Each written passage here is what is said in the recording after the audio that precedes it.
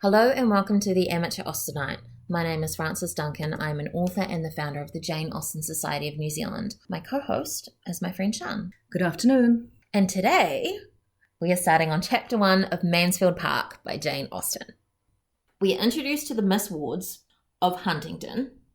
Miss Maria Ward marries Sir Thomas Bertram of Mansfield Park. Miss Ward marries Mr. Norris, who is a friend of Sir Thomas Bertram. Miss Frances marries Mr. Price, who is in the Navy and has no money. And she basically gets kicked out of the family for marrying beneath her. They have no talk for 10 years or so, and then Mrs. Price gets back in contact and says, "My life is very hard. Will you help me because you are my moneyed relations?" And Mrs. Norris says, "You know what we should do? We should adopt your oldest daughter." And there's a lot of talk about it, but then they say, "Yeah, let's do that." In a nutshell. What I noticed at the very start of this chapter, about 30 years ago, they are telling this story from the end. So all of this has already happened. They're not telling it as it goes. Yes, this is very much the setting, the scene of where these three sisters comes from.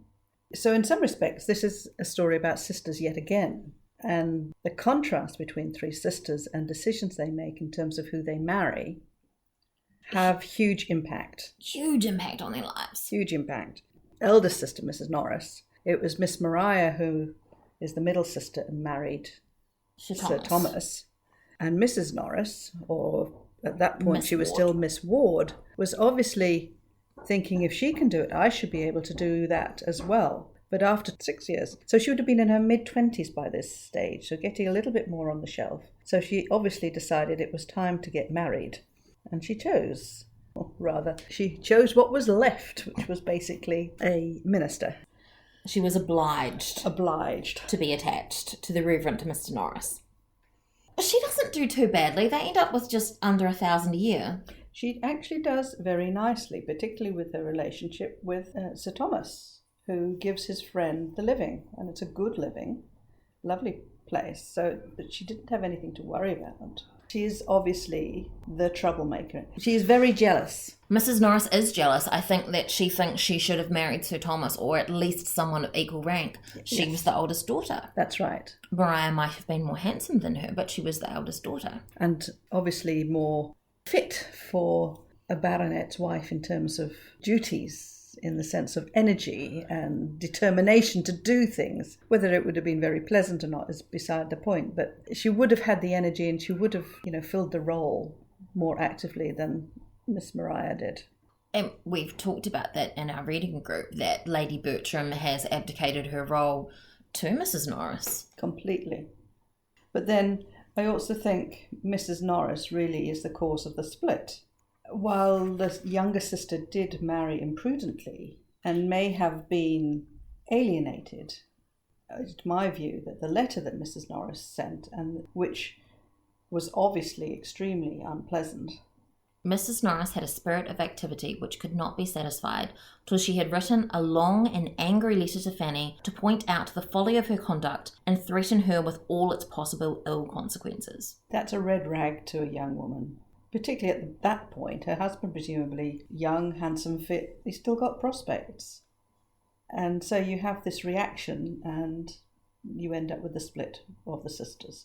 Mrs. Price writes a letter back and says some not very nice things, but Mrs. Norris couldn't possibly keep them to herself. Of course not.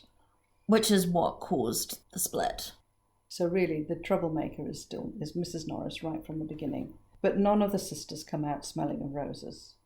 Miss Frances marrying beneath her and becoming Mrs. Price technically put her out of her sister's society because she was now beneath them and not the sort of person that they would associate with. And Lady Bertram was quite happy to just give her up. But I think Lady Bertram was just so lazy, apathetic. But would they have not written? Would they not have actually had some form of communication? They may have sent gifts for birthdays and christenings and things like that, as that sense of duty, even though they might not have socialised in any sense of the word. But it doesn't seem like there was any sort of interaction because they'd all burnt their bridges so badly. The first sentence I underlined in here when I was reading it reminded me of one of the other novels, and you might be able to help me remember which novel it is. There certainly are not so many men of large fortune in the world as there are pretty women to deserve them. That's very similar to Pride and Prejudice. All these beautiful, the 5 sisters, but there is no young men. Is it like what Lizzie says to Mrs. Gardner, that handsome young men must have something to marry on as well as the plain? Because, of course, they are the breadwinners. The furore Mr. Bingley and Mr. Darcy caused by coming in. Because up until then, the only eligible young man was Charlotte Lucas's brother. And she didn't have a brother that was of age yet. He was younger than her, but there was no young men in the vicinity who would have been suitable, really, to marry the daughters of gentry. They would have had to marry down, like Mr. Bennet did. Because he wasn't willing to actually take them to where the society was, to London, or anywhere else for that matter. He could have gone to Bath, he could have done anything. They were never going to get exposure. All of the young women were just so delighted by the thought of the Bingleys arriving. And it was a time when a lot of young men were obviously away at war. Many women not getting married, unfortunately. So it's 11 years that they don't talk. Then Mrs. Price sends a letter saying that I have too many children. My husband can't work. He's a bit of a drunk. We don't have enough money. What can we do? I have this great son. Do you think he'd be helpful to Sir Thomas in the West Indies? Their response is indicative, I think, of each of the characters. Sir Thomas sent friendly advice and professions. Lady Bertram dispatched money and baby linen, and Mrs. Norris wrote the letters. So we don't quite know what was said in the letters, do we? Something condescending, no doubt. I'm very sure. Mrs. Norris does the busy work. Lady Bertram, I think, is quite charitable if there's somebody else to do the work for her. She doesn't necessarily mind giving things. No, I don't think so. I Sir think Thomas... she was malleable, actually. I think Mrs. Bertram was quite malleable, potentially. She would never, obviously, be somebody with dynamic or anything. The effort of actually battling with Mrs. Norris must have been too much for her. Mrs. Norris says, why don't we take the oldest girl and basically adopt her into our families? Sir Thomas is, I think, the only one who takes this seriously. Yes. It was a very serious charge. A girl so brought up must be adequately provided for, or there would be cruelty instead of kindness in taking her from her family.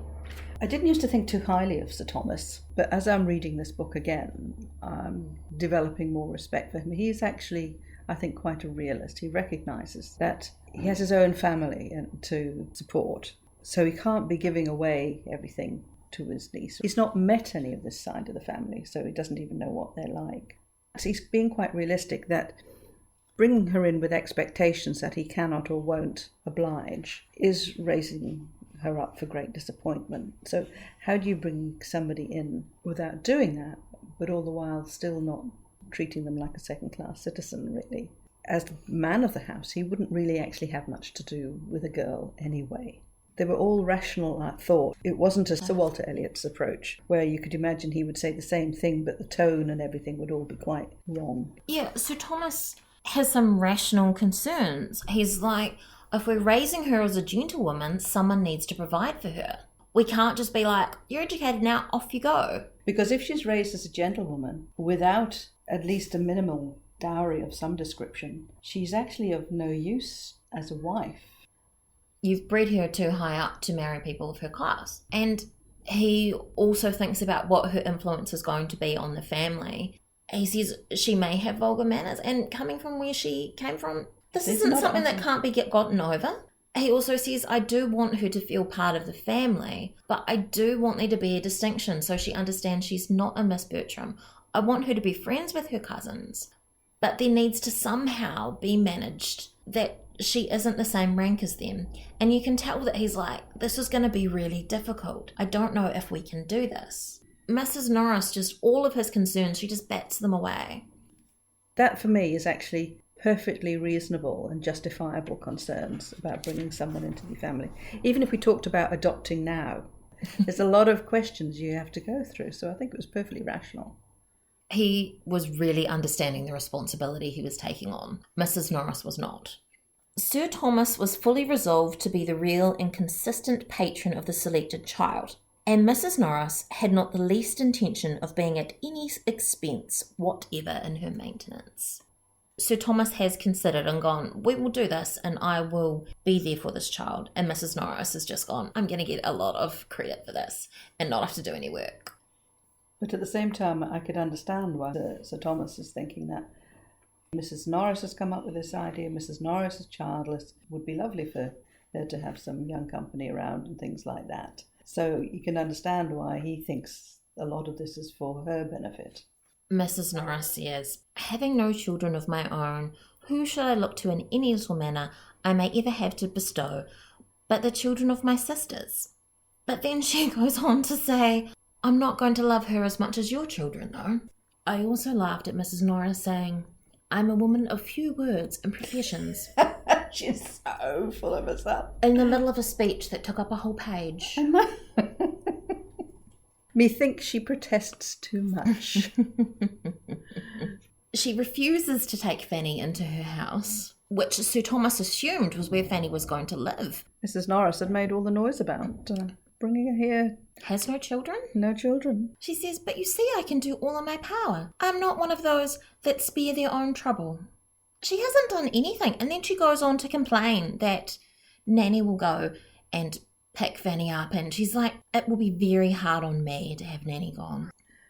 Mrs. Norris suggests they put her in the white attic so she is close to Miss Lee, the governess. Oh, and she doesn't care about Miss Lee. She's like, it'll make no difference to her if she teaches 3 girls instead of 2. Not thinking about that Fanny's had a completely different education, so she will have to have something done specifically for her.